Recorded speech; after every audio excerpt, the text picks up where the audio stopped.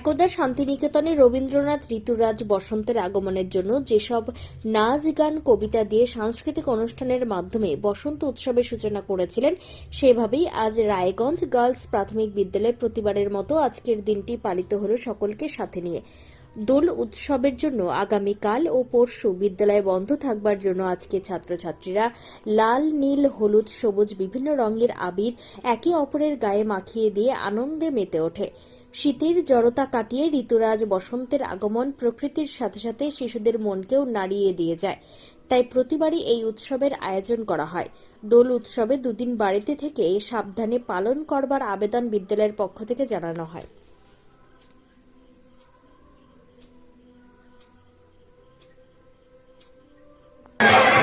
Hello hello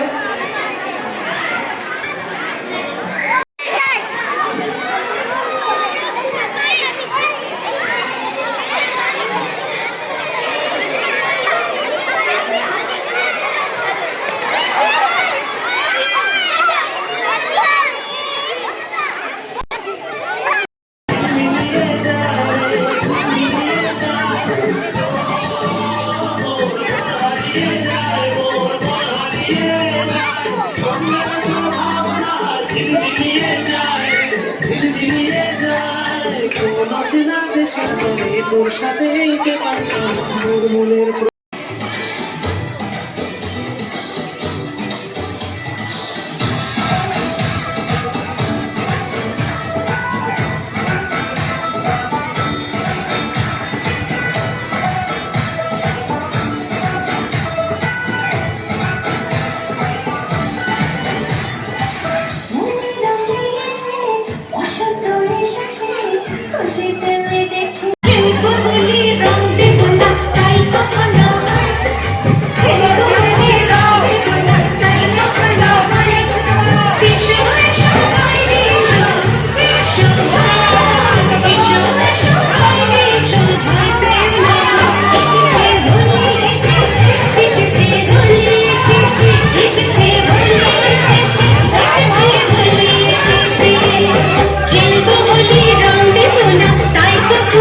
নাচতে হবে না, তাড়াতাড়ি যাও।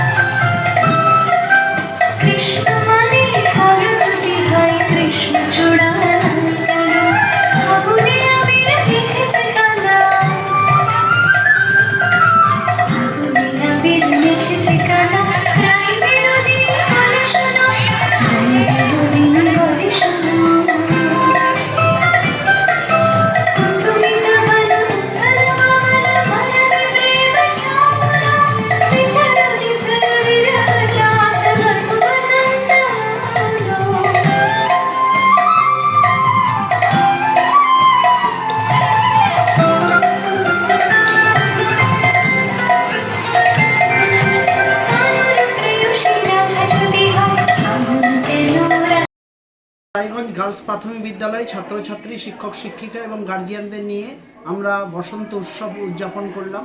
একদা রবীন্দ্রনাথ শান্তিনিকেতনে যে বসন্ত উৎসবের সূচনা করেছিলেন, ছিলেন বাংলার সৃষ্টি সংস্কৃতিকে লক্ষ্য রেখে এবং যা আন্তর্জাতিক স্তরেও সমৃদ্ধ হয়েছিল, সেই হচ্ছে বসন্ত উৎসবের সাংস্কৃতিক অনুষ্ঠান ছাত্রছাত্রীরা আজকে করেছে। হচ্ছে লাল, নীল, হলুদ, সবুজ রং ছাত্রছাত্রীদের কাছে খুব প্রিয়। সেই রঙের উৎসবে তারা মেতে উঠেছে।